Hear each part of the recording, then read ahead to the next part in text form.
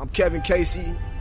I'm a professional mixed martial arts fighter. And right now what I'm about to do is issue a warning out to all other competitors. I don't want overs. I just expect them to happen. Fatty's gonna fatty is real. He is terrible! We gotta know how many wieners are going down these big stones. I'm gonna go quick because I don't give a fuck about anything that's gonna happen on Saturday. Hello, boys! We are back for another episode of the MMA Analysis podcast. The one guy who wanted to have a show a week without a UFC event, the Troll Chuck, the Bradford, the lacrosse ombudsman, Bradley, MIA. Maybe he'll find his way onto the show at some point, but that's fine. We got another Canadian. We got the Canadian teenager, New Sean, and of course we got the Sawdustman, the Kentucky's finest, the gentleman, the horse race guru, Antoine Walker's BFF. There you go. That's close. The Rick Pitino hater. Half and half. Half and half. That's complicated, right? Respect, but a little hate. Yeah. What's up, man? It's okay. It's all good. We're actually, I gotta be honest though. This is the first weekend I have not seen a UFC card, and a huge one, in like I don't know how long. I was literally at a barbecue that turned into a poker tournament that went to 4 a.m. and saw nothing, and then had family obligations the next day, and then just the work week started, and I have not seen the fight card. So I know who won. I kind of know what happened, but I haven't seen it. So you guys are going to have to paint the picture for me and for the listeners this week's show. You're in for a treat, Jay. You're in for a fucking treat. Well, I know there's one fight I want to watch in particular. So we'll get into that. What else is going on in the MMA world? Do we I don't know what's going on. Aldo's trying to bring back Skeletor and somehow make 135 pounds to fight the loser that is Henry Cejudo. Would this go into like the top 5 or should I say bottom 5 weight cuts of all time? I mean, who else would fit to that list? Rumble Johnson at welterweight, even though he made the weight. Who else would be on this list? Like of just bad weight cuts? Yeah. Fuck, we've seen some bad ones. I feel like they haven't been as bad lately. I feel like probably like 2 or 3 years ago we saw some like bad ones. People you think it has to do with the time? You think it has to do with the time of the day of when or just you have a longer time to weigh in? I think there was a time there where fighters weren't really figuring it out when it comes to the early weight cuts, and they were just trying to kill themselves in the morning and just doing it wrong. I think now they've kind of figured it out and cut the most of the weight the night before and then just do a tiny bit in the morning. But remember, they used to be that it was just 24 hours before, so like 5 p.m. or whatever time. But I'm even talking just people look brutal on the scales, like stumbling up the scales and shit like that. George Roop is definitely in my bottom 5. He used to have awful weight cuts. He was the machinist. Yeah. Dallas Buyers Club. Yeah. I think they've gotten just better all around as far as all around nutrition and stuff too, and I think the UFC Institute has helped quite a few of them as well. They actually got professional guys helping some, and that I think a big thing of that too is just some guys just don't do it anymore. I think a lot of people move up. A lot of people. I think they did. A lot of them realized like, look at all these dudes that are just like fuck it and just go up to the next weight and are good, or like competing and performing very well. I think a lot of people are doing that now. We still see some bad ones time to time. The chick a few weeks ago was one of the worst ones, actually, standing on the scale. The chick that got knocked out in like 2 or 3 seconds. Against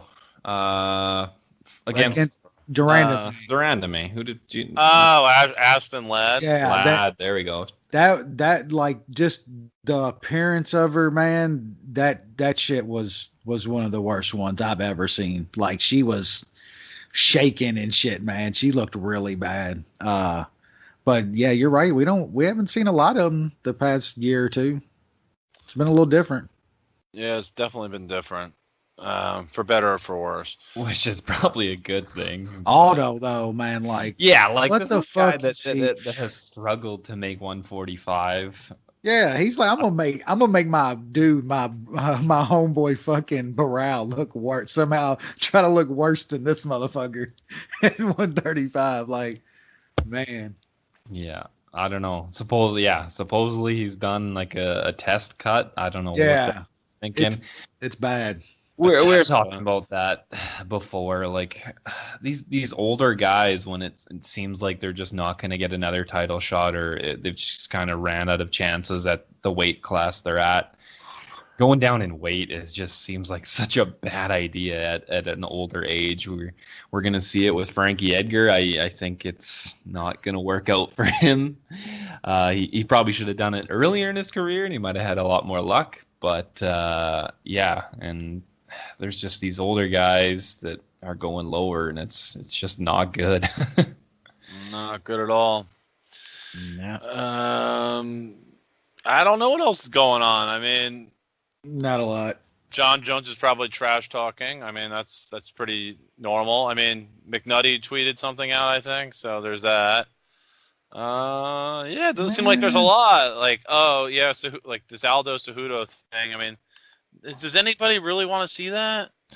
No, I mean the UFC wants to do Benavidez versus Cejudo, like, which nobody wants to really see that too much either. I mean, and Dana said that if he doesn't want that, then he needs to drop one of his belts. He needs to drop the featherweight belt or the flyweight belt. So I don't know. I guess we'll see. I don't know how much longer he's going to be out with injury, but he really needs to go away. This intergender bullshit and hook nose fucking fanning that flame, like, just a fucking loser, man.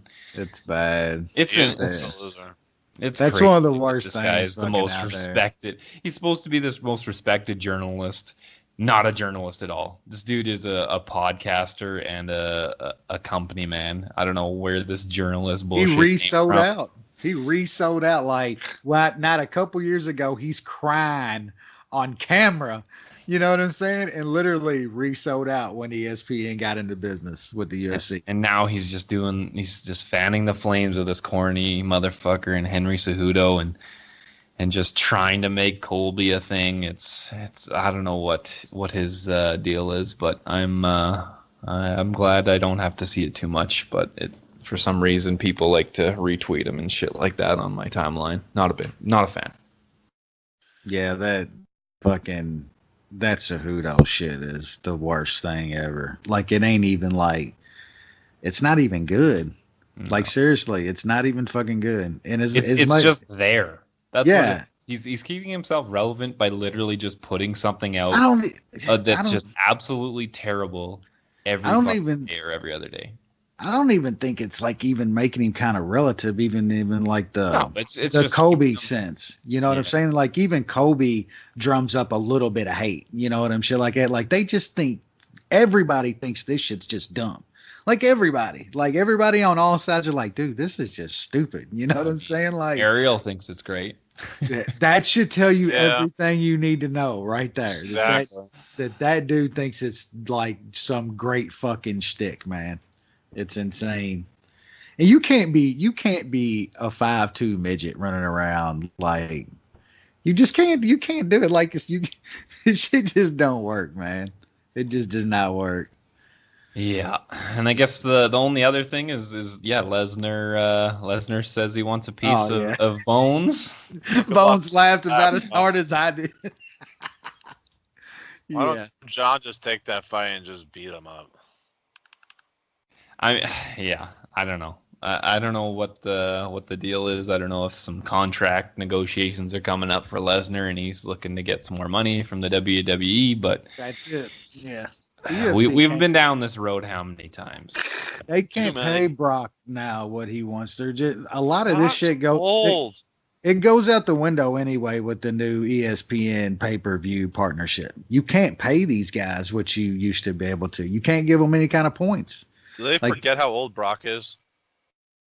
I mean, he's still the name. The thing still, is, he's a name. I know. They know how old BJ Penn is. Do they know Yeah. how old that all these motherfuckers are? You know what I'm saying? Yeah, I guess that's true. They're willing to sell their souls for another couple pay-per-views. But like you said, not even just like you can't pay Brock. Is there that much incentive for them to even do that deal? No. Because UFC's getting guaranteed money. They're not getting extra stuff for getting these kind of freak show fights that they got to shell out a shit ton of money. I'm sure ESPN's pushing them to do it, but whether they're gonna do anything about it is a different story. Now, do they get ESPN to pony up some money and shit? I guess that's always a possibility. But John's gonna want a fucking chunk too to fight fucking Brock Lesnar. It ain't just the Brock side. John's gonna want to get paid for that shit. They've done a nice job of getting like their champs TV work. I think that's where they're kind of making up for a lot of this shit. You know what I'm saying? Just help give them kind of like, it's like career advancement opportunity. Supplementary. Now you see Cejudo all over the broadcast on the last pay-per-view. He was on the last pay-per-view. What was he doing? Being dumb. Standing on a crate like a fucking jockey. No shit. They had this motherfucker. Wes has seen Cejudo types at the races before. Yeah, they're usually on horses. He's number 7 in the 5th race. See him in bagel shops and fucking Long Island. Yeah.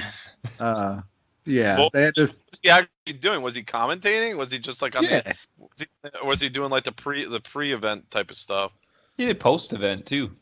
Yeah. Yes, he was doing the pre and post, not the actual play-by-play. No, kind of like he was just Woodley. On the desk. Yeah, Woodley does it, and but that's the kind of shit that they're giving guys that win belts and shit that would usually probably be getting a little bit more on pay-per-views and stuff. I mean, you see what they've given DC and Dom, and they've given them, extra career advancement, Mm-hmm. But now Dana's saying that DC's talking like maybe retirement. Dana's like, oh no, fuck that. You know what I'm saying? Hold up now, dog. Wait, that new show you got? I got canceled for some reason, DC. We got another John Jones fight to sell. We got a Stipe trilogy fight now. DC's not retiring. You can give that shit up. You don't think so? Nah, hell nah. He ain't retiring now. He might want to right now, but I don't see it happening. Not whatsoever. He's gonna fight Stipe again now. You almost guarantee it. Dana ain't gonna let him walk away. I have no idea. Give me DC as a fucking dog to Stipe, please. It got to minus 130 this time, and I was counting my money. I was wrong, but give me a dog, please, to God. I swear. Ain't no way DC walks in there and puts on a kickboxing match against him again. I bet anything on it. Same with fucking John Jones too. Like, give me John Jones at minus 150 and a fucking Tiago fucking rematch. Please. Yeah, unfortunately, I don't think you're gonna get that. I don't think you're even gonna get DC as a dog. It's probably be the same place it was before, and I mean it'll still be. I'll take it. Yeah. I'll take it. Exactly. Anyway. Well, should we run through this card? There was quite a few decisions, but it was a good card. In my opinion, it was a lot of good fights, a lot of action. There weren't many boring decisions, that's for sure. Well, I'll say that this first fight definitely isn't one to write home about. Sabina Mazo and Shayna Dobson. Looking at these scores, though, I think that 30-24. Yeah, I think that tied the biggest point differential in a fight ever. Probably involving Habib fight. No, I think it was might have been mac and cheese. I don't know if it was mac and cheese. It was another. Yeah, it was another a, Russian wrestling. It was a Russian wrestling guy, but Habib's I forget. had a couple in that range though. Yeah. 30-25ers. I don't know. Was this really a 30-24, 30-25 fight? Yeah, Dobson's terrible. Yeah, she got smashed the entire time. Yeah, she got hit with the body shot like early in the first round, and that was just should have been over. Yeah, why did the ref stop it? She didn't go down. Herself. Yeah, she defended herself. Man, I mean, it's pretty crazy with those scorecards, and the line was pretty much even money. Yep, I took a little bit, just a tiny for some action early on the card. Yeah, I didn't touch this one either way. I picked Mazo, but yeah, pretty insane. Like these chick fights when they're striking affairs, it's crazy. It's hard to know what's gonna happen in these. You know, it's a lot of times that things just grapplers all of a sudden turn into strikers, and it's just a brawl. And I don't know. I'd rather have my money elsewhere. Spend less time wasting my time trying to look at these chick fights. Yeah, we'll move on from that. Not that important. No. Second bout, Kyung Ho Kang and Brandon Davis. This one went to a split decision. Trash. Should it have been a split decision? No, Kang won that fight, man. Yeah, he won that fight. Now, so I bet Kang. I think I bet him at like -190 or -180. It wasn't looking great. It was an even fight going into the third. Davis, those freaking calf kicks, man, they're such game changers in this fight and in so many other fights. You just land a couple, and if you land them good, it just completely changes a fight.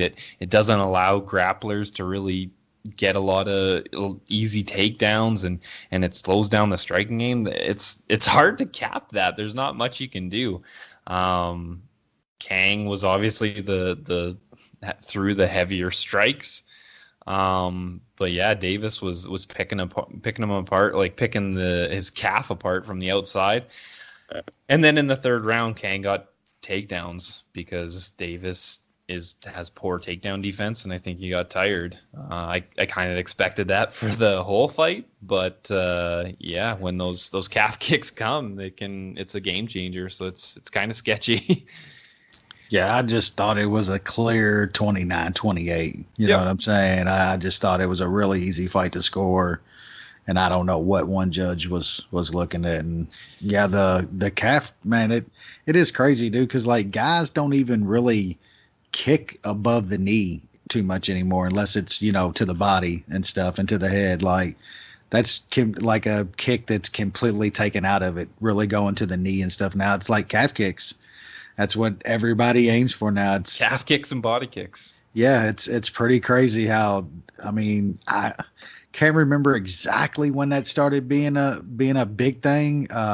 There was some kickboxers back in the day that used to do that kick to the calf a lot. But Bendo did it a bit, but it still didn't really take off after he did it a bit. It really has only got popular, I would say, in the last year and a half. I was thinking a couple years or so. Maybe 2 years, something like that. Yeah, it became a thing. It was the John Jones maneuver. I don't even know if he did it a lot. Yeah, he does it a lot different. He does the old side kick to the knee. He does the side or to the shin. Or the shin. He definitely probably brought in a new kind of lower leg kind of kicking game to MMA for sure. All that side kick to the knee, that front kick and stuff. People were saying it's dirty and shit for years. It's dirty. You can't be like, shut up. What the fuck are you talking about? We'll kick each other in the fucking head. Another guy. Edson Yeah. Barbosa was another king of leg kicks to all parts. I think there was a lot of emulation from that. Probably Aldo too. Yeah, but just most of those guys were still to the leg, to the thigh and stuff.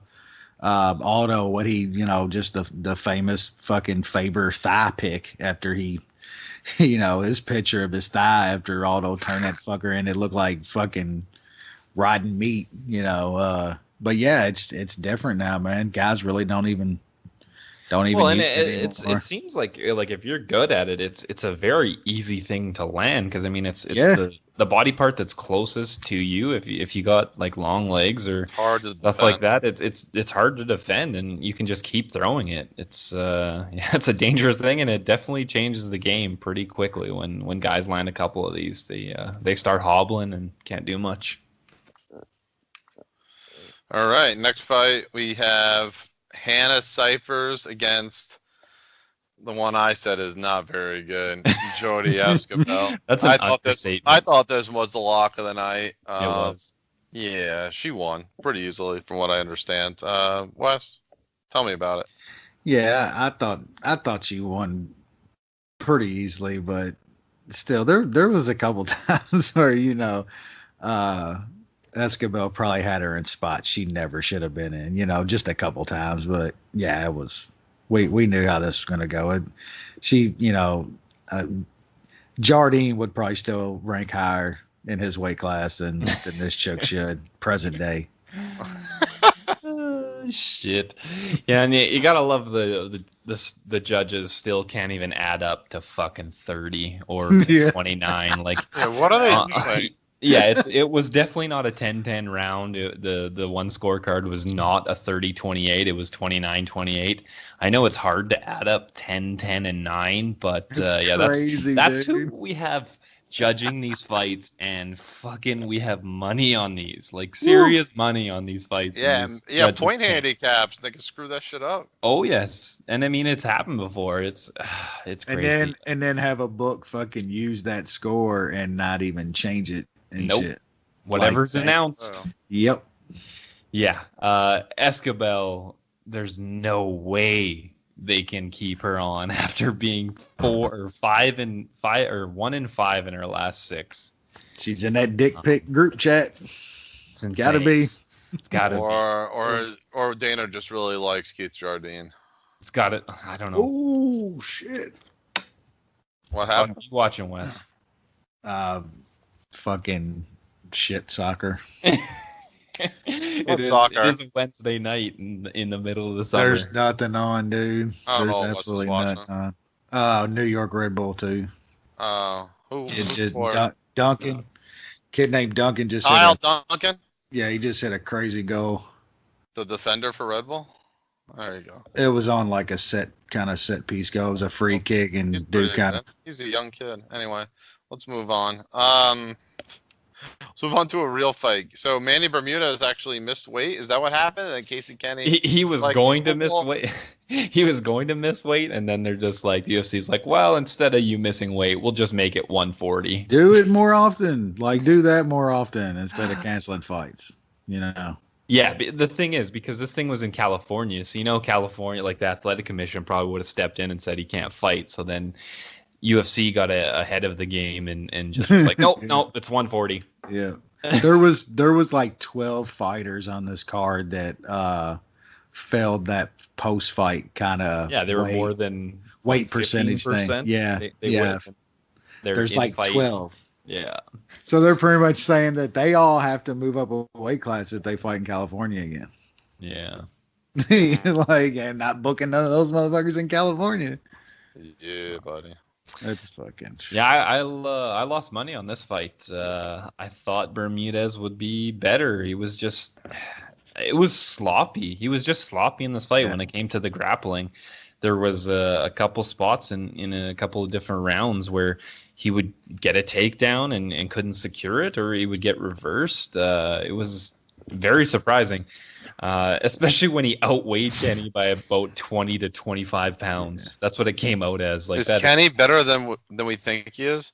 Yeah, I think Kenny's better than I thought he was. Yep. And Bermudez is not as good as I thought he was, and I don't know, man. Bermudez is good and just dumb. If Bermudez would have just stood, I think he would have won this fight, which is crazy because he's a jiu-jitsu guy. But I think he's good at being a bully. he's being a bully, and his striking was pretty decent, and he was landing with big power. I mean, that doesn't really surprise me when he outweighs the guy by 20 pounds. Sure. But he goes back to his instincts and tries to grapple and gets reversed. I don't know. I think they're gonna make Bermudez go up to 145. I think he's gonna struggle there because he couldn't even keep Casey Kenny down, who, like I said, was 20 pounds lighter than him. So what's he gonna do at featherweight when guys are even bigger? Yeah, that's true. That's a good point. I think Kenny's not going to be too awful bad at 135. I don't think he's great or anything, but he's definitely better than I think we all thought he was. Yeah. I still, man, I tweeted sometime in that second or third round about Bermudez that, like, if he would have controlled the positions that he had in that fight, the dominant positions, he'd have ran away with it. Like, he was getting, like, massive takedowns and would end up on top and then would do just dumb shit and get reversed and stuff. Like, yeah, he's not smart. Like, I don't care if he's good or not. That's a guy that I absolutely will not have my money on again. He just does. If you can't control dominant positions like he had on a guy that you outweigh by 20, 25 pounds, there's just no way I can. He was undefeated. Sloppy grappling from supposedly a high level grappler. And again, against a guy that, like I said, you outweigh by 20, 25 pounds. Yeah, that can't you be should happening. be able to smother him. Yep. And that definitely did not happen. Oh, I was speechless watching that shit. I really liked Manny Bermudez in that fight, especially after, like, the weight class or the weight change and hell yeah, everything else. I was like, damn, it's gonna be fucking some easy money, man. And yeah, I was kind of speechless that mainly when he had Kenny on bottom and was just dominant on top of him, and he would get the easiest reverses and shit, just basic shit that I'm looking at and like, man, that's like nothing, I can see that shit, so I know it's like basic shit, Yeah, that was not. I don't want my money on that dude. Nope. Pass is usually the way to go. Next fight, this was the first leg of our consensus parlay. We got Drakkar Klose and Christos Giagos, 29-28 decision across the board. What? It was, man. Don't get me wrong, dude. Like, I ended up in deep, man, because for Giagos money was coming in, dude, and maybe it was a little fucking some of that Gianni fade. I'm sure it was. We did have that against us too. Come to find out, oh boy. But man, I ended up he got down to, I believe, minus 155 or something at one point. I ended up deep here, man, but he's just fucking not. He's not very smart either, man. Like, at all. I mean, if any dude that had a little bit of fucking pop on their punches would have knocked this fucking guy out. Maybe he thought that the whole time, like, Giagos just can't knock me out. But goddamn, man, he got hit with a lot of fucking shit, dude. Yeah, he took over in the third, though. Like, he ended up putting a pretty bad beating on Giagos overall. But don't get me wrong, man. There was some shaky fucking spots in this fight. And I don't know about the gym move or anything, but I don't know if that had anything to do with it or he just didn't respect Giagos' stand-up whatsoever. But man, that shit looked like a barroom brawl most of the time. He was just fucking winging shit. I'll take it though, man. I was in fucking deep on him on this card. So yeah, we'll take it. But I don't know. Depending on the matchup, man, you might want to look at a fade on Close. Yeah. Yeah, it was weird because he even said before the fight he knew that Giagos was going to gas and he was going to take over at the end of this fight. The thing that I don't understand is if you know that, why are you not trying to grind on a guy that you know is going to gas? Like he didn't try. Like Giagos is a decent fighter. He's gotten better, ain't he? He's gotten a lot better. Oh, yeah. For sure. And especially the first 7.5 minutes of a fight. He's going to be there. He's got a little bit of power. He's got some okay wrestling, but he is still a poor defensive wrestler. And Close has okay takedowns. Like, why are you not grinding on him to start the fight? taking him down, making him work so you gas him quicker. Instead, he goes and he just tries to sling leather with him, and was he's fun. getting tagged. Oh, it was a fun fight to watch, but not with when I had money on close. Like, just very perplexing that was the way he went about this fight. Even when he knew like that Giagos was gonna gas, like. You got to put it on a guy, grind on him, wear him down, make him work, and then he's gonna gas sooner, and then you can be a little more fun and throw strikes and stuff like that. Instead, he had to. He probably lost the first round, and then finally picked it up. It was a somewhat close second until Giagos gassed in the last half of the round, and then obviously he took over in the third. But even in the third, Giagos is gassed out of his mind and slinging them, and Close is just eating it, landing. And like you said, maybe he just felt that power and didn't think anything of it. But that's a dumb way to fight, man. You can always not see one coming, man. I know you cannot see one coming, and you never know what these judges are thinking. So, did not like seeing that from Close, and might look to fade him in the future. And in Giagos, he is I think you said it last week, Jay. He is a 7.5 minute fighter, and he's okay up to that point, and then it's kind of downhill after that. It just depends on the guy he's fighting, if they're smart enough to take him down and grind on him when he's his freshest, and then he's able to take over when he gasses. He won a 7-minute fight. Oh yeah, he probably won a 7-minute fight, like straight up. That means nothing though. I'll say this: I'll never have that kind of money on Close again. Never. No.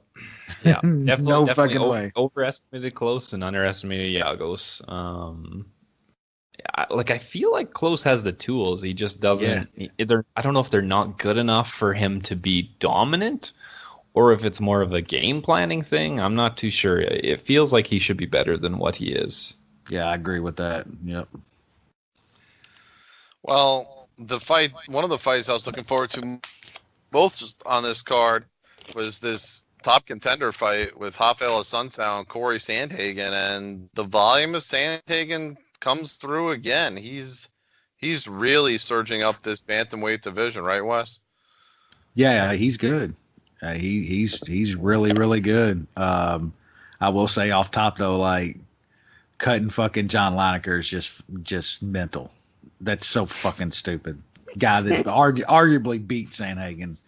But whatever. Sandhagen's really good, man. Where's John Lineker? He's in one. Yeah, we're gonna get to see some fucking violence from Johnny Lineker. Yeah, it's gonna be. One's putting on some shit, man. They got great fight cards and shit, man. They got money too, man.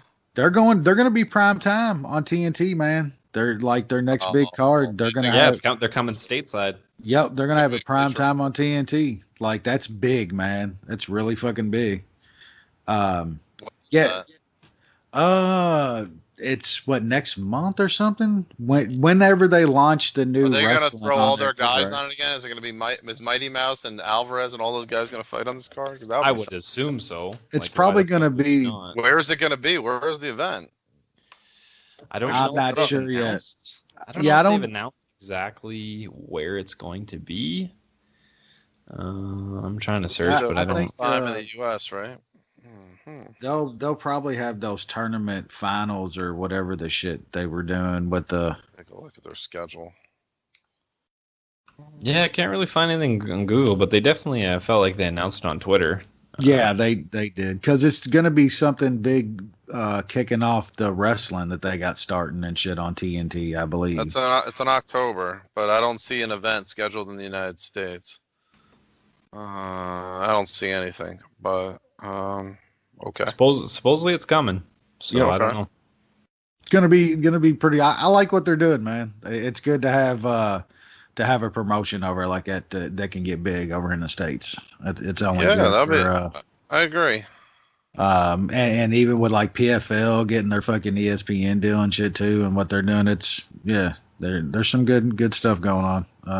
Let's see. There's an article here. That's from March. Yeah, it was something recently, but Yeah, they. I saw it not too long ago.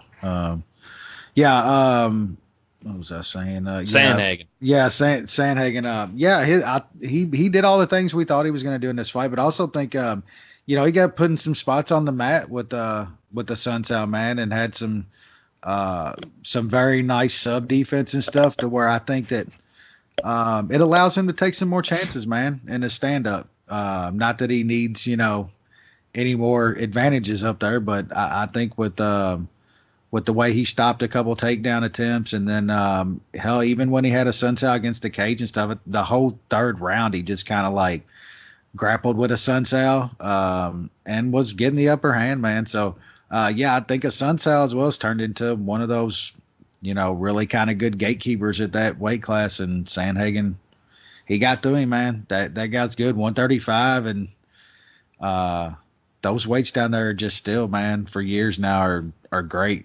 Just seem to keep coming up with good young talent, man. And there's some good fights down there, man. There's some really good fucking exciting fights down there. So, yeah. Sandhagen impressed the hell out of me in this. I mean, Sun Tzu's not an easy guy to look good against, and Sandhagen's striking was so fluid, switching stances, just landing a lot. I mean, we kind of expected that. And then he got taken down just like in every other fight, but his grappling is so good that he can reverse things, get up, and another thing is, he, like Wes said, in the second he kind of got caught in some shit and he kind of allowed the grappling to happen.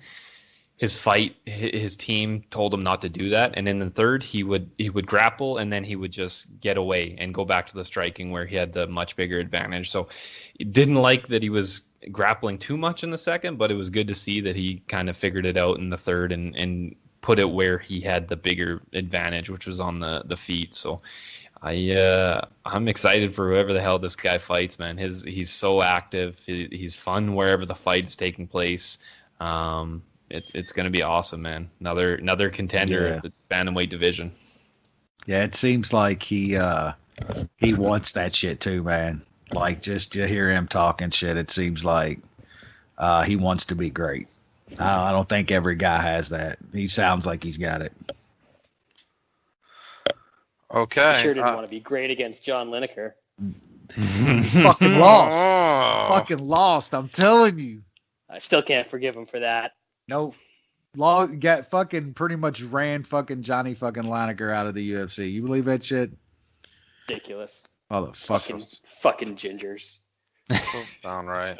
And like we said, now we at least get to see fucking maybe Violence Lineker grounded knees, drop man. some knees on the ground on some motherfuckers over killing some Asians. Yep.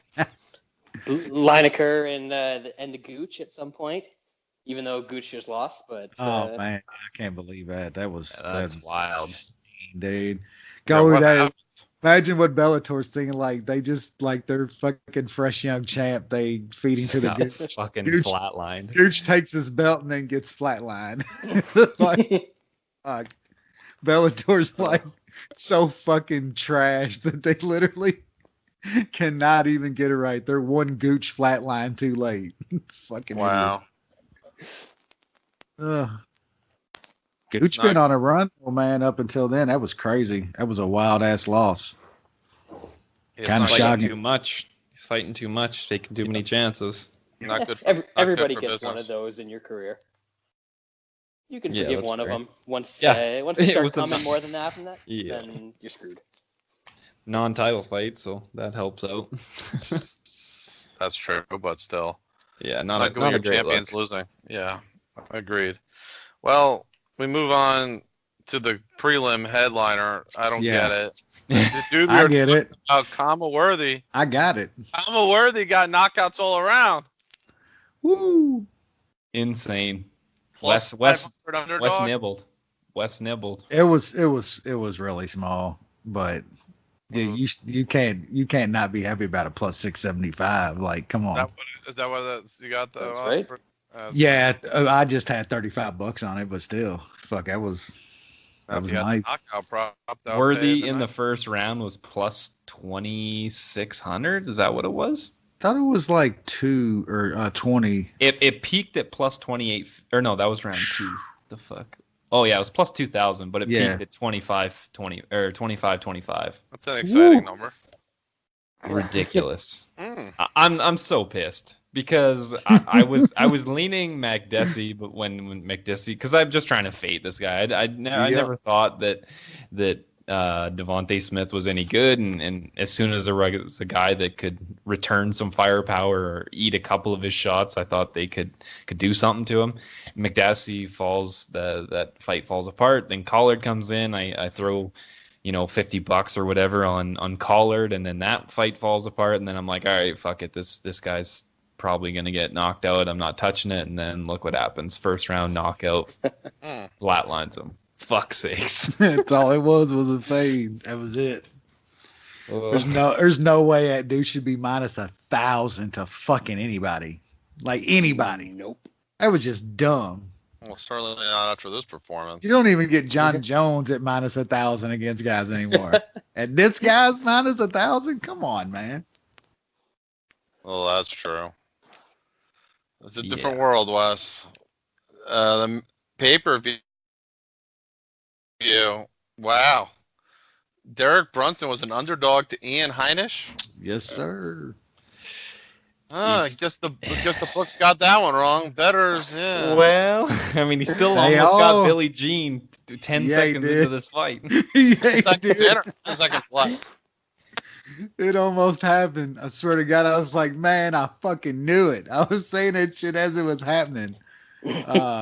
Yeah, dude, he did hang on though, man. I gotta say his chin it hung for the rest of the way. I mean, it ain't like he took a bunch of crazy shit, but he got popped a couple times. But man, Heinisch is just completely fucking overrated, man. I was really, really surprised at all the people I saw on him in this fight. And you could only been hoping that he was going to catch Brunson with something. I get it. Wes, you know how this works. White hope. Yeah, that's the thing. We've been here before. Yeah, that's definitely a little of it. Yeah, it was. I'll take it, man. Brunson. I thought he was the far better guy. There's just that. There is a chin question with Brunson, and there's a fucking absolute fucking stupidity factor with him in fights sometimes, but. I mean, I just thought he was the far superior guy that's fought way better competition, been in way bigger fights. Heinisch got pumped up, man. I thought that just all that hype was completely off. And yeah, Brunson as a dog wasn't too bad. I was happy I passed on this fight just because Brunson and that chin, and we saw 10 seconds into that fight, it could have landed. And then the other way around, like Heinisch, he's been winning these fights because he's fighting these Brazilians that if he survives, a round and a half, he can actually take these guys down. That was not going to happen to Derek Brunson. Brunson still has 100% takedown defense, which is crazy for a guy who's been in the UFC for how long he has. Yeah, Heinisch is not good. And even so, it was still kind of a close fight going into almost the third. Got another one. Like he kicked him in the head in that first round, and then Brunson took over in the first. But even that third round, Heinisch was gassed, and it was still a somewhat close round. I mean, obviously I gave it to Brunson, so I'm more happy that I passed just because of all the craziness that happened in this fight. But yeah, both these guys are big fades going forward. One of the guys that listens to the show made a pretty good video of Brunson. Very good. I retweeted it from the analysis account. It's just good shit. Highlights of Brunson just getting dropped and knocked out over the Billie Jean. Oh well, yeah, over the Billie Jean song, and it's so good. Yeah, I'm telling you guys, if they ever reboot Breakin', Derek Brunson should be the lead. Oh man, he's giving us some gold, man. He is giving us some really good gold. Him and James Vick have been like my absolute gold. Ever since Brendan Schaub disappeared, those are the dudes. They took the crown from him after he got out and started making terrible jokes. Yeah, that's true.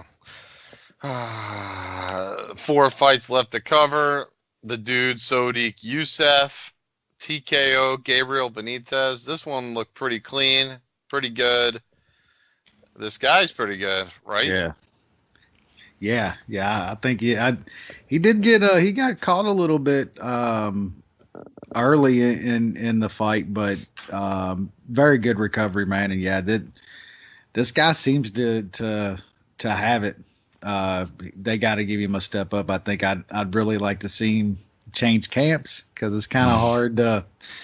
So you're saying you're anti-rape? Is that what you're trying to say? Yeah, Wes? I mean, I hate to be that guy, but yeah, I mean, he seems like a really good dude too, man. Great, seems to be like he's on his way to being a really good fighter. I want to root for him, man, but still, you got some shit on you, man. You got like this toilet paper sticking off your shoe when you're walking down the street, and its name is fucking Lloyd Irvin. Rape Irvin, yep. Yeah, in this fight, I think so. Youssef just did not respect Gabriel Benitez at all. Just walked forward, walked him down, and he did get clipped. But yeah, like Wes said, he showed really good recovery. He was pretty with it right away, and then just bombed on Benitez. This guy has big power. He's shown that he can grind a bit if he needs to. So he's another guy in the featherweight division. He needs a step up, and we'll see how good he is after that. Yeah, it's nice to see one of those guys that's got that power, and can grind a little bit, but still has the power into the second and third round. Yeah, a lot of those guys, they've got the power early, and if they don't get that, then they have to grind. Yeah, whereas he can choose to grind, and it's still there. Yeah, seems to be a fairly smart fighter. You just question his choice of camp. His thighs are the size of an erect Gano hog too, which is fucking saying something. That's a running back right there. It's a running back thighs. Human running back. Yeah. That's nice. 3 fights left. 3 notable fights. All right. Little Drunk, YOLO. From everything that I've heard, this might be the UFC fight of the year. Is there some truth to that? Did Little Drunk do like his soldier salute to YOLO mid-fight? Did that happen too? Yeah. Did YOLO also look into the crowd and kind of smile and fucking throw a blind punch and land on Costa too? Dropped? Yep. Yeah. Yeah, that fight was fucking great, man. Yeah, I mean, how could it not have been great though? There's like no way it wouldn't be great. Look, it was a great fight. You could say so much about it. There were so many spots. I thought it was a really, really close fight. I had money on YOLO, so I'm definitely a little biased. I thought you could probably score that fight for him. If that was a 5-round title fight, YOLO wins going away. I would probably crown though Paulo Costa the middleweight champ right now if I thought he could go fucking past 15 minutes. Hell, not even 15, 11, 12 minutes. I don't think he can. Before that, he's a fucking monster, man. Like legitimately for 2.5 rounds, that guy's one of the scariest dudes I've ever seen. It's incredible. He's really, really good, man. YOLO's in that fight though, man. We got to give some respect to this guy though, man. Like for the sake of argument, let's say he's 42, which I don't believe that. No chance. But let's say he's 42. To put on a performance like that at 42 years old against a fucking monster like Costa and arguably win that fight, that's freaky, man. That he's an absolute freak, man. I mean, just by sheer skill and what we've seen out of him, you have to rank that guy way up there on your list of all-timers, man. I've said it a dozen times. I wish we got Yoel for 15 years in MMA. There's no telling the things that guy could have done. But yeah, that was There's been a lot of good fights already this year, but that one's got to rank up there, man. That was as good as it gets for 15 straight minutes. And I think YOLO won that fight, man. I really do. I think YOLO won that fight. Like I said, I am biased, but I thought he won it. And Costa's the man. There's some fights at 185 for that dude. I'm not sure he beats Izzy in over 25 minutes. I don't even know if he's going to get a guy like Gas over 25 minutes. I just don't know if he's going to be able to get those guys out of there. It's possible. That guy could knock out just about anybody, but the way Izzy fights and stuff, I just don't see him catching him with something early, and he's going to have to. He just doesn't fit after a couple rounds. So, but it's intriguing, man. It's great to see 185 start to have these kind of guys again, because 185 and 205, that range used to be like just the prime athletes and shit in the sport, and it's starting to get back that way again, and it's pretty cool. Yeah, I'm with you. I had just a 1 unit bet on YOLO. I was just curious. I wanted to see what Costa was made of, and a little drunk, he came through, man. I gave him the slight edge in this. I thought the work that he did in the early part of the second round was enough to give him that round.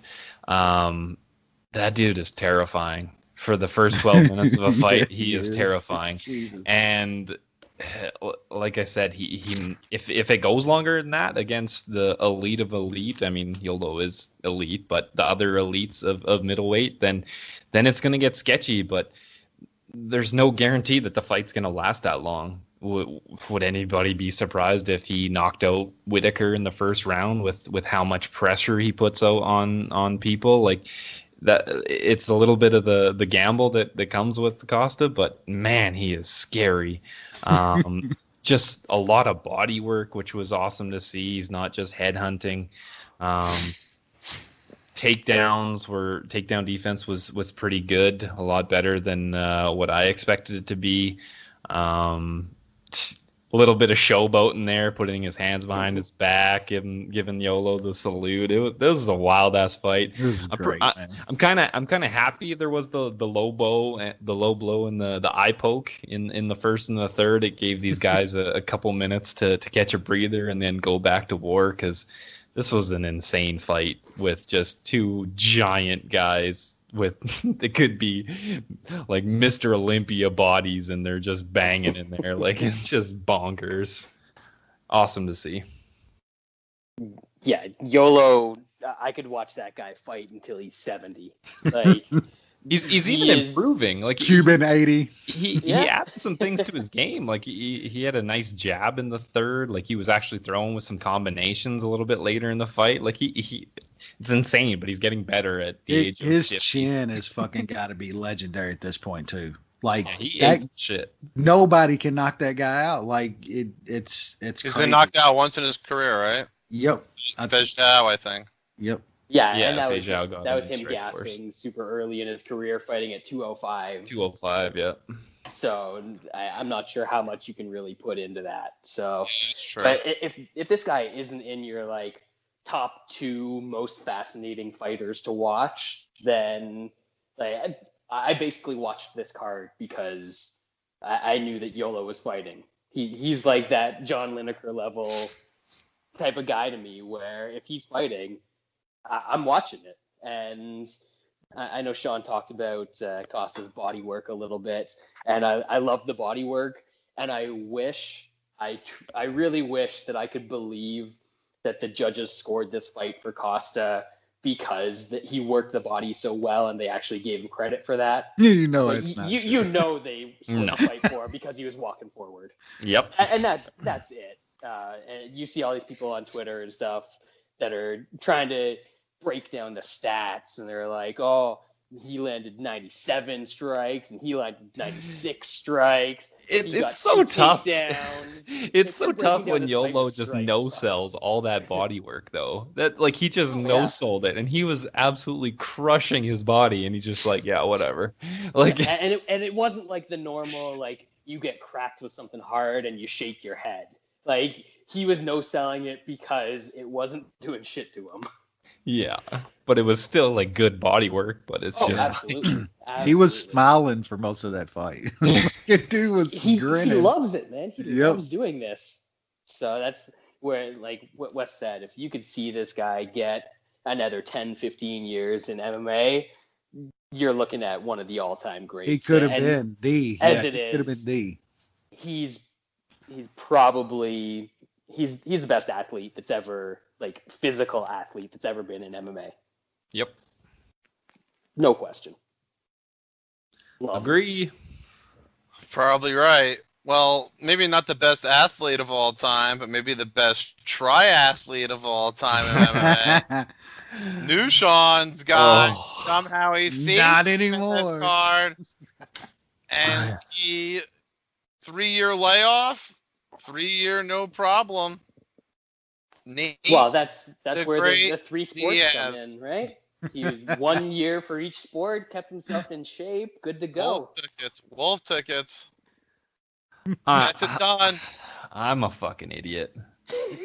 Yeah, my God. We're going to let Sean start on this. I'm just an absolute idiot. Like, you almost got it though, dude. You almost had it exactly right. That's the thing. Like, I broke it down, like, what either of, like, both of these guys needed to do to, like, to either lose or win. Like, Pettis is just, like, he threw leg kicks, but Diaz actually checked him, and Pettis is a fucking glass. He's made of absolute glass, so then he broke his foot as soon as Diaz checked a kick.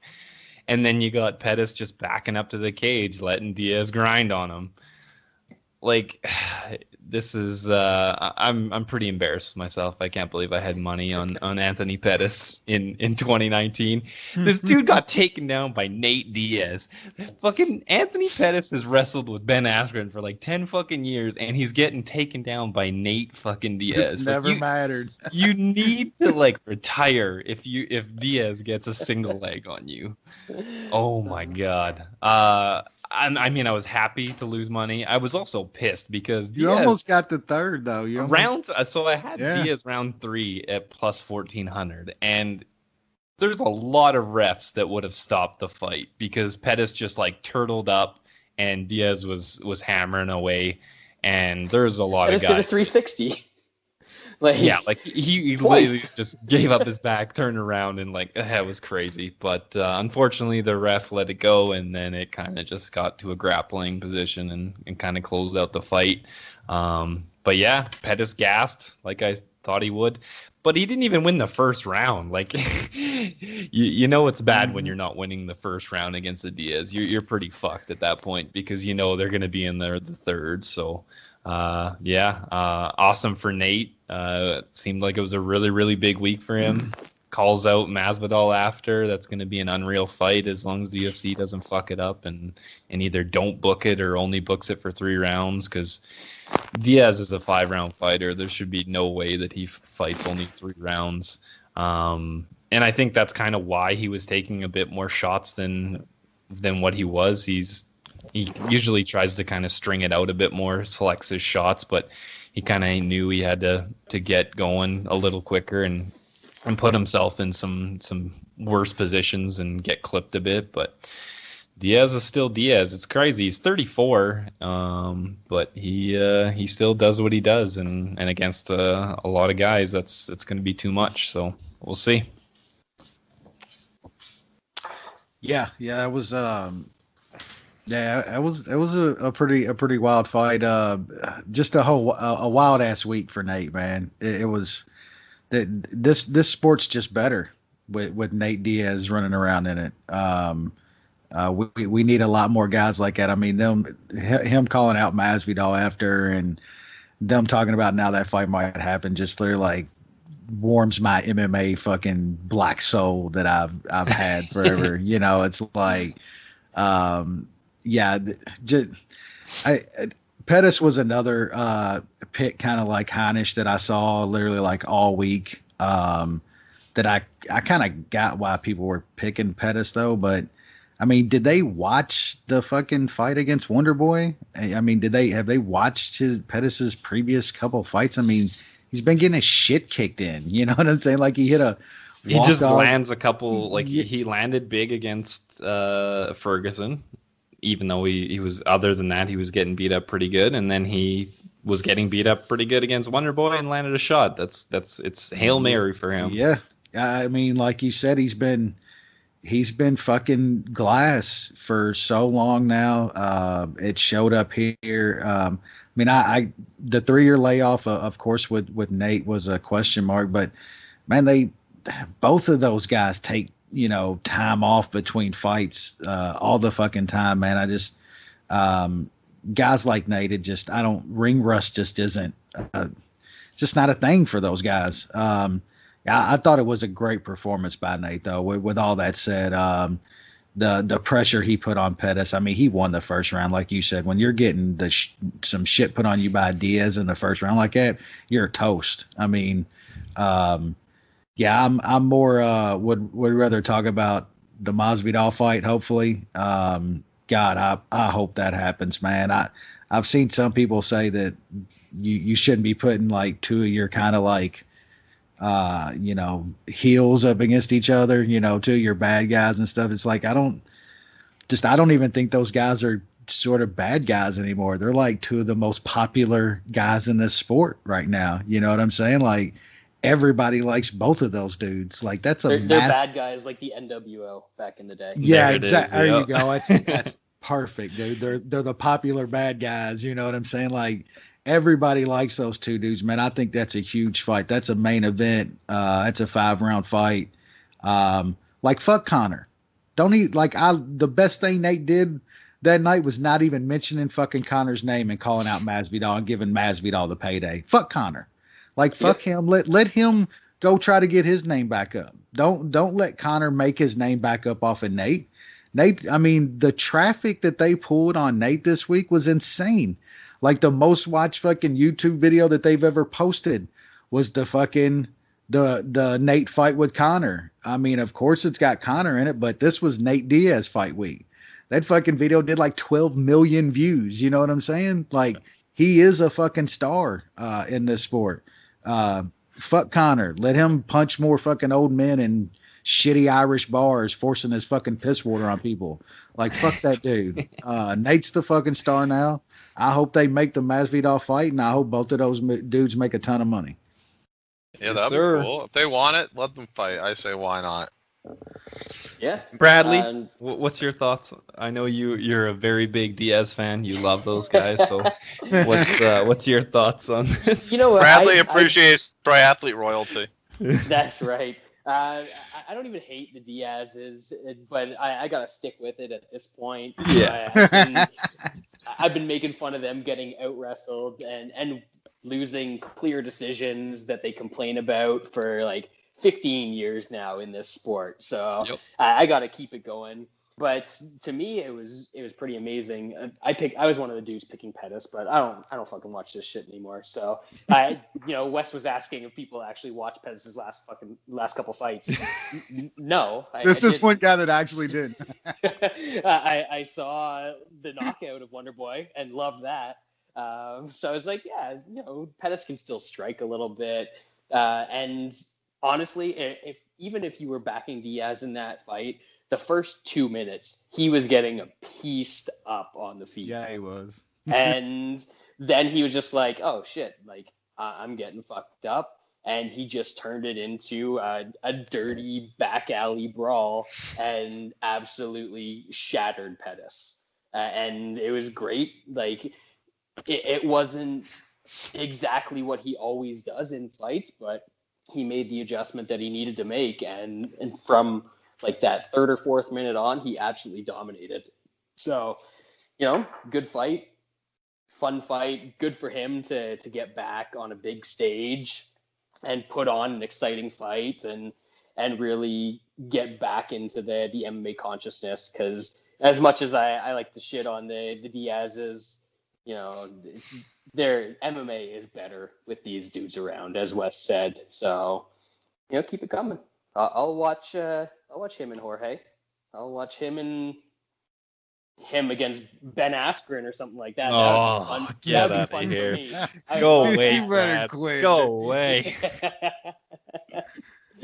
Let me find my fucking Jorge meme real quick where he's fucking going stiff on the canvas. Send it to Brad. Yeah. Fuck. What that? I don't think that doesn't sound like a thing that would happen. We said it last week. These guys are fighters. They're not athletes. Like they're not mixed martial arts athletes. They're fighters.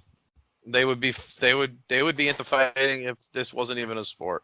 Masvidal, I think people like them. Grew up fighting in fucking boatyards on the undercards of Kimbo backyard. Yeah, boatyards outside of Coral Gables. That's right. Yeah. Yeah. And people just found out about him last year. Fuck, that's crazy. Yeah. I just fingers crossed UFC don't fuck this up. Their main event, don't try to put some bullshit women's title fight or something ahead of them. It's Diaz versus Masvidal 5 rounds pay-per-view. Would it be a pay-per-view fight? Yeah, yes. Oh yeah. How many guys do they have right now that draw more than Diaz? Like two. Yeah. Probably 2. Yep. They might as well try it out.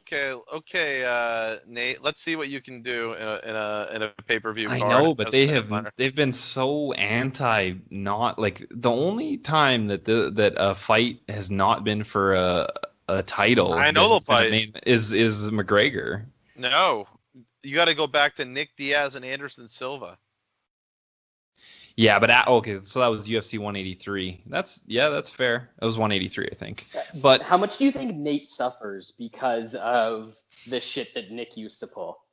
A ton. Yeah, a ton. Right? Nick was fucking goofy in that fight too. Oh, no, not a good fight. But just like Nick not missing weight, but like all of the showing drama up to that he pressers, used to have, not showing up. Yeah, like fights getting canceled, him being impossible. Like they talk about how Nate is, probably a little bit difficult to negotiate with, but that's nothing compared to what Nick did. So they're probably that's probably a lot of the hesitation on their part to want to put him in a pay-per-view main event, and it sucks for him because he doesn't deserve it. He's like he's the same Diaz brother. Yeah.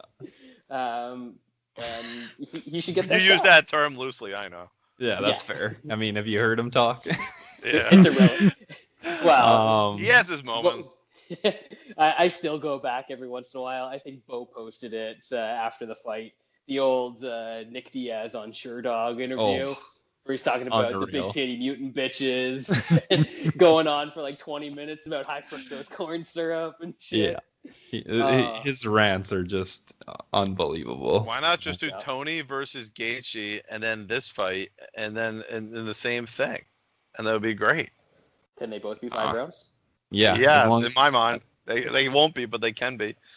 So stupid. I mean, they could make any fight 5 rounds. Like at this point, Tony's got some kind of one of the belts, so they could actually make that a 5-round fight, right? To me, it's like make that the co-main event. Make that the co-main event, yeah. It's like tennis doing 5 rounds of the majors. It's a novelty to do the 5. I get it. It's cool, but whatever. Yeah, you could do a fight that way. I think after this, I think the UFC finally realized it, and they might actually put him in a main event pay-per-view slot for a non-title affair. They should at least try it out. Finally figured it out. Let's hope. Or they'll put him on ESPN and do like triple the biggest previous rating ESPN's done so far. Yeah, but that's such a waste of money. I don't think ESPN even wants that, especially now that they get paid for pay-per-view. No, they don't. They're gonna want him either. Yeah. Yep. Well, that does it for that fight. And then we had a title fight and a title change. It looks like little tubby Daniel Cormier, got a little, just couldn't handle it. Got a little tired. Got a little dumb. He got a little dumb. Huffing and puffing and explain it. Tell me what happened. This might be the worst game plans from both sides in a high level, like high level MMA fight that I've ever seen. Cormier it was bad. Like Cormier even early on, before he got the takedown in the first round, he was doing what he did in the first fight, and it was working. It's just he didn't put Stipe away, so he took him down, and then completely abandoned that and just went headhunting for the rest of the fight. And I mean, to his credit, he was cracking Stipe. Stipe was a moron and was trying to hand fight and getting lit up most of the time. Cormier was still taking some punches. And then all of a sudden, like, it's honestly like a light bulb went off in Stipe's head. It's like, maybe I should punch him to the body. I think Anderson Silva hit him once in the body, and he kind of reacted to it. So he comes out in the fourth round and basically throws nothing but hooks to the body. And Cormier just gasses out and kind of crumples, and then he finishes him. I don't know what either of these guys were doing. Just Cormier's corner was yelling at him the entire fight to take Stipe down and just completely disregarded it. I mean, he's got to be kicking himself right now. That was just so dumb. Yeah. Like, insane. We all kind of agree there. But like you said Anderson hit him to the body once.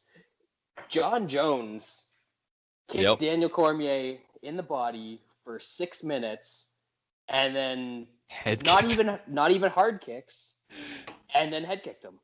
Like, it's not like this is fucking rocket science. You've seen people do this before.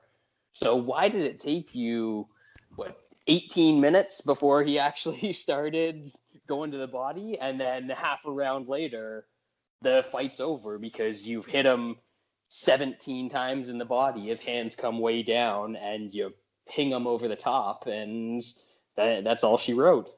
But man, I don't know. It seems like these guys are making this way harder to analyze than it actually is. Yep. Ugh. Yeah.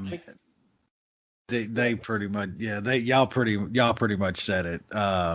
Yeah, it's not fucking rocket scientists like Stipe or DC. Take him down. Well, Stipe's certainly not a rocket scientist. I mean, I wouldn't put it on DC either. I don't know. I can't understand what he's saying, so he might be a rocket scientist. It might be. He could be Russian, yeah. I mean, props to Stipe, though, for, like Sean said, realizing and shit, a light bulb going off, like, this dumb motherfucker's not going to take me down. You know what I'm saying? Like, I'm just going to wing it to the body. And DC just sat there and took him. Still didn't try to take down. Just gassed more, took more body shots. I don't get it. It was baffling. I was screaming at the TV. Like, you were. Take this motherfucker down, man. And he wouldn't do it. Yeah, I don't get it. If they fight again, you give me Steve or DC anywhere close to where he was this time, and I'm hammering it. I could not believe if DC would do the same thing. There's no reason to have this fight again. Yeah, I mean, I don't know. There's only 2 fights for DC. It's it. He's gonna fight one again. Fight. Well, forget about DC. What about the champion? He's got some fights. He's got Nagano. That's who they want. That's the fight that needs to happen again.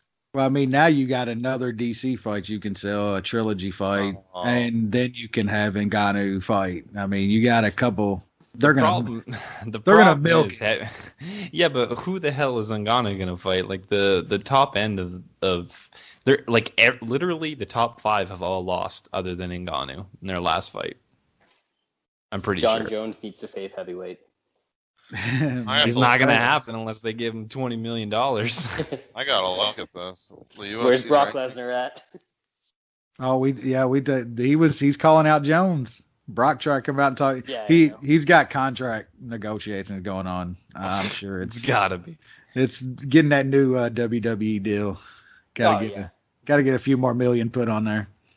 That record's been on repeat for a while now. Every time his WWE deal comes up. Wow. Hey, I didn't know Sandhagen's now the number 3 ranked bantamweight. Wow. Anyway. As he should be. That's a pretty big jump. Like, goes Moraes, Sterling, Sandhagen, Peter Yan, Sun Tzu, Pedro Munoz, Dominic Cruz, Garbrandt, Jimmy Rivera, Cody Stamans, your top 10.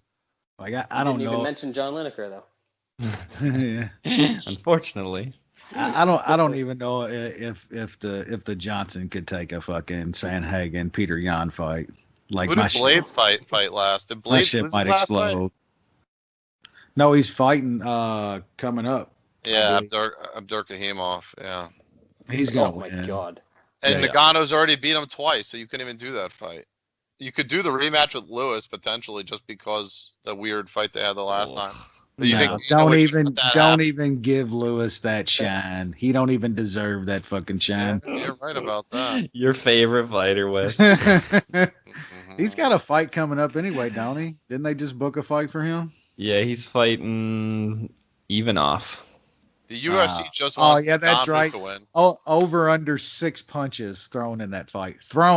In that fight. The UFC is so desperate for Nagano to get the title, and then just mook people for like 4 years. They'll be so happy with that. How did heavyweight get so bad again? Like, there was a couple year period where there were a bunch of good guys at top. There were guys coming up. There was some young, intriguing, and now it's young just intriguing? Like relative, young for heavyweight. Like 30? Yeah, exactly. Well, there was Stipe, and then there was Travis Brown. That was the thing. That Brown obviously became a complete mook. Yeah, then they brought up that Australian dude they thought was going to be all good. Tuivasa, Then he's shit. I mean, you got to go back even further. JDS got years taken off his life by Kane. Yep. Kane had so many surgeries, and then Verdum got old. Yeah, and Overeem got knocked out and stuff like that. And there's Derek Lewis. There. I mean, at one point, Derek Lewis was the next fucking thing. Still ranked fifth. Yeah. That's the heavyweight division. I guess that's what happens when your division, like all the top guys in your division, peak at like 38. Yeah. The drop off is hard. I mean, Barnett was around for a while and was kind of doing things until he got CTE by Travis Brown. Ben Rothwell moves up and is like the best heavyweight in the fucking by a mile up there. Yeah, I mean it's gonna be fucking. It's not even crazy to say anymore. Like, Greg Hardy is a top 5 heavyweight, like, with ease. Like, he smokes most of these fucking dudes. If Greg Hardy wins his next fight, he's going to be ranked. I would hope so. Augusto Sakai is ranked 15th. Yeah. Like, light heavyweight's not very good either. No. Yeah, it's a shit show. What's Lagoy Ivanov going to do to Greg Hardy? That's what I'm saying. What's Sharif Abdur-Rahim gonna do to Greg Hardy? Like, come on. I had guys arguing with me like a motherfucker over at the last time he fought. I'm like, y'all are fucking crazy. Y'all look at that top 10. Tell me who literally. Greg Hardy being even money in that last fight was probably the stupidest MMA line since Frankie Edgar and Yair. Oh yeah, it's a bad line. You were right. Throwback. And that was a consensus play. Yep. For obvious reasons. Oh yeah. I even bet that one. Everyone bet that one. Why would you fade Greg Hardy? Fading Greg Hardy is a bad idea. It's bad for your health. It's going to continue to be a bad idea. He's going to be hated like fucking John Jones, and we're going to get decent lines on him for a little bit. I'm ready for it. Can you believe Anthony Pettis is the 12th ranked welterweight, one spot ahead of Robbie all you have to do is just get a fucking Hail Mary knockout, and you're ranked in the top 10. He was 7th. He was 7th because he flash knocked out fucking Stephen Thompson. Where do they have Diaz? Diaz is 7 now. Look at the guys that do those rankings. But who cares? They're so dumb. Yeah. Look at the guys do those rankings. You probably couldn't it helps say, I know like 6 of them. It creates the fights, though, Nushan. Let's be honest. I know it does. That's the dumb part. But, the problem is of who they have making these rankings. And the problem is the rankings are based on what you've done instead of, what you should be ranked. When you get up to that top 5 and shit, though, around the top 5 or 7 guys, those rankings mean shit. It's who Dana White and fucking Sean Shelby are putting together. Because it always happens whenever, even in the chick divisions, as soon as Yeah, this chick's gonna fight for the title. Oh, all of a sudden she's got a went up, couple wins. All of a sudden she shoots up 4 rankings. It's like she didn't even win. What happened? Exactly. Ryan Paul's ranked at featherweight. Oh Who? my God. Oh yeah, that guy's 15th. good, man. What? Man, that bantamweight division. WC ain't been around in like what 5 or 6 years. Ooh, Song Yadong's ranked. What? China Goat. China Goat. That's China Goat, baby. And the loaded bantamweight division. Bantamweight is loaded. I mean, it is. Bantamweight might be my favorite ranked division right now. It gets a little shaky. Does it? When it gets to the top 10 or like near the 10. I mean, other than Stamen, come on now. Rivera, but that top 10. Good. But that top 10. Rivera gave Peter Yan a legitimate fight. Yeah. Where's Faber ranked? He's fucking 14th. Oh, he's actually ranked again? Nice. Yeah, he's just ahead of Thomas Almeida. Oh yeah, Thomas Almeida. The top 8 or 9 guys in that division though was like, whew, man. Yeah, it's a murderer's row. Stacked. The thing about a division same like with featherweight though. Yeah. It's those two divisions have been like this for years, where you've got that top tier guys, and then like 10 through 30 are pretty much interchangeable, and usually they're fun. That's the thing. Like 10 through 30 are usually action fighters, and I mean, there's a little like you don't know who's gonna win, but it's gonna be fun. But you look at these other divisions, and the fall off is rough. Yeah, it is. But yep, good old heavyweight. Yes, sir. Next week we're going to China. Chinatown. China Goat card. I'm gonna have to jump on in the chat room for Wes's post-show podcast or post-show YouTube thing for that. That might be a little bit. Is that going to be even? That might be a little bit live. There we go. A little bit live? Yeah, I might end up starting that while it's still live. It's gonna be like fucking in the morning or some shit. Wes is gonna need to do it just to stay awake. So the main card starts at, I believe, 7 a.m. 6 a.m. Eastern. Oh, okay. A little too title early. fight at 8:30 or something. I mean, it's probably going to be a 4. It looks like it's only going to be like a 4 fight main card. We got a little Jangalang and Elijah Dushku. That's couple of the friends in the MMA analysis. That'll be good. That's fine. Yeah. There's a title fight on this card? Yeah. Andrade. Well, a little Lineker. Okay, well, she's watchable. Yeah. Yep. Who is she fighting? Like somebody that I've heard of? She's fighting a Chinese fighter. Is it the one Wei who beat Li Zhang? Yeah. Yes. Yeah. She's actually decent. She's not too bad. The one who beat Torres, but Torres obviously is falling off a cliff. Yeah.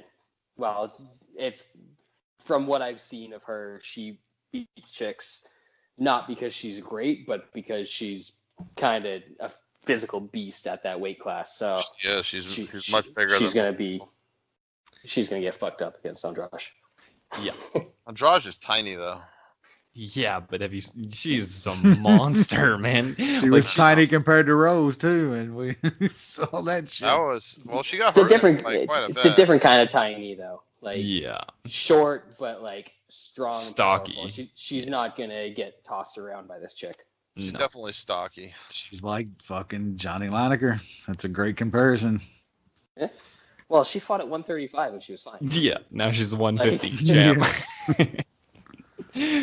Now she's bricked up and fighting 115-pound chicks. It's good stuff. Love it.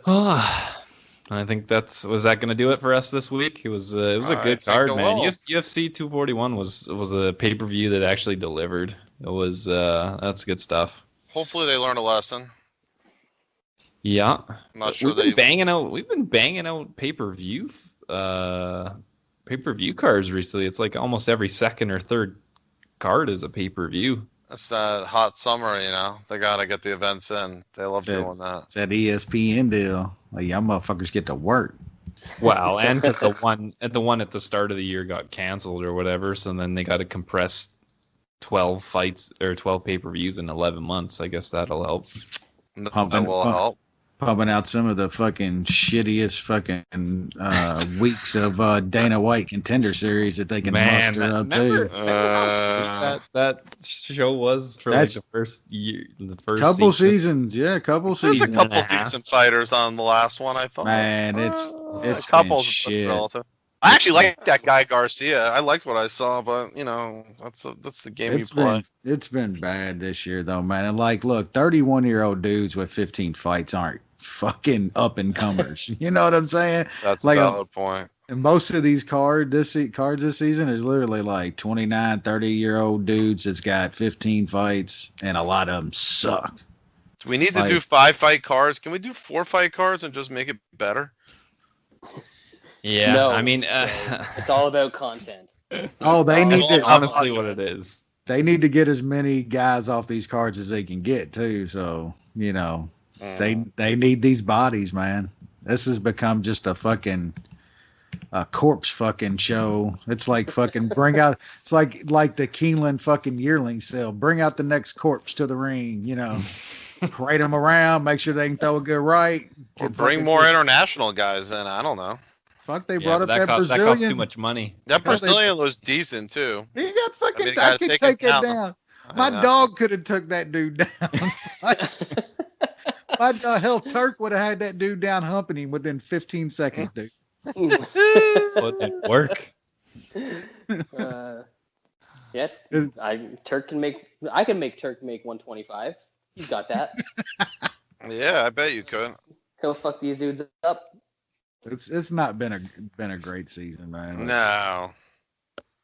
Well, so then, whenever we were talking about having this twice a year, like we will do this in the winter too. I was like, oh, how bad? Like if they do that many, it's gonna be even worse. Yeah. Yeesh. Yeah. That definitely won't work. There's no. I mean, we're getting Tough back, so it's some. Oh fuck. Oh, I forgot. Is that going to be an ESPN Plus product? I imagine it will be. Might not be. Now they're talking about FX because apparently Wait, they own what? FX. Yeah, FX is an ESPN or Disney or whatever. Right, because the Fox Disney deal. How exciting! Yeah. Back on FX, unbelievable. How'd they improve the TV deal? Unbelievable. It's not like locked in yet, but that's what they're talking. That I did not read. That's interesting though. Yikes. FX, it's gonna end up on FXX is what it There we go. Was They're it gonna make Luke Cejudo a coach on this thing, aren't they? Oh, dude. Man. Was it like 2 weeks ago? There was an old Fight Master veteran that was on one of the UFC cards. Oh, Cole shit. Williams. Yeah. Oh, that's the dude. Who did he fought? Didn't he fight a Brazilian or some shit like that? That's Brazilian. Who the hell did Cole Williams fight? Oh, Cole Williams. Oh, yeah. Cole Williams got smoked. I thought you said Paul Williams. I was like, who the hell's Cole Williams? He got smashed. He lost. He got submitted by, what's his name? Claudio Silva. Yeah, Claudio Silva. Right. Yeah, that makes. Oh, yeah. I saw some people that were actually picking Cole Williams in that fight. Yeah, there were a couple. Fight Master veteran. Jeez. Wow. It was in Newark, only a few miles from the stomping grounds. That was way too close to a Cole, being in the same room as Cole. Keep on those picks. Keep making those 13-unit plays on Cole Williams and. Oh man. The best and the brightest. What a game. What a game this shit is. We got him shook. We got him salty. We got him shooting shots back. They're starting to get worried. Oh shit. Hey man, you can't help but to expect to have somebody fuck with you a little bit when you're telling somebody to bet 13 units on something. Like seriously. If you're charging money for anything in this world, expect some fucking. You open yourself up to all the criticism. I don't care. That's just how it goes. It's called is the juice worth the squeeze? People get to fuck with you, and you get to take innocent people's money, whether you make the money or not. That's the way it goes. Like, what the fuck? It's simple, sir. It's called life. Mm-mm. No, you know how I figure. That's the free market right there. you wouldn't get you wouldn't get pissy if what you thought you was doing was true and what you was giving people was legit. You wouldn't worry about what my dumbass is saying. So, dude, when we used to actually like promote this show and get like listeners and like get a little bit of sponsor money, there used to be people in YouTube comments that were shitting all over us, and we did not give a fuck. Because we're here, like, when I come on this show, I'm here mostly to entertain myself and listen to you guys talk about MMA, because you guys are fun to talk about MMA with. That's the whole point, right? And that's been the point of this show. I wasn't on it from day one, but that's been the point of this show from day one. And that's just, like, that's what it is. Enjoy it. Like, have fun with it. Well, we'll take our shout outs on those. It's not the NFL. Networks. It's not soccer. Let's be candid here. It's a different thing. We get shout outs on fucking the big Canadian platforms and shit now. That's right. That's right. Hey, I know. What a nice bunch of people. Look, I love Dan those Tom guys. gives us shout outs on his stuff too. Yeah. You know? Unfortunately, the only people criticizing us are mega Colby nut huggers now on YouTube. Apparently, Sons of Confederate Army. Confederate flag. Yeah. the ghost of the Confederates. Yes, the ghost of the ghost. My grandfather was a hero. The ghost of Lee and Davis. My goodness. Dude, honestly, I wake up every morning and I'm excited to see the way that your guys' country is tearing each other apart. It's a freak show. It's so entertaining. That's fine. You know how we like Japanese MMA, like it's like a freak show kind of. That y'all watching America. That's what that is absolutely it. Well, it gets rid of the week, right? I mean, that's all that matters. Makes it go by. The work week go by. That's for sure. That's good stuff. Jesus Christ. Well, I think that does it for this week, Joe. Let's end it on that note. Yeah, that's a good way to end it. Next week we're going to somewhere else that's a shit show. China. Yeah. They're probably listening, but that's okay. And we'll report back on our findings. And we'll talk about Little Lineker, since we can't see the real Lineker anymore in the UFC. We'll see his equivalent, the Little Lineker, and if she can defend her title, or if there will be a Chinese UFC champion. Who would have thought that in 2019 there could be a Chinese UFC champion? We'll find out. Is there going to be a tariff on that belt, though? Ooh.